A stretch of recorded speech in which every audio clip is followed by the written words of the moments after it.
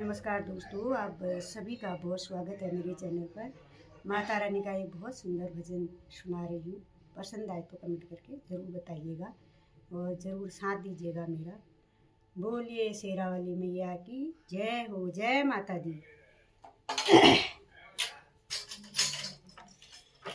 पट खोल दे पुजारी मंदिर के, आई मेरी मैया सज धज के। पट खोल दे पुजारी मंदिर के, आई मेरी मैया सज धज के। पट खोल दे पुजारी मंदिर के, आई मेरी मैया सज धज के। उनके पैरों में पायल विराजे रहे, उनके पैरों में बिछुए विराजे रहे, उनके पैरों में पायल विराजे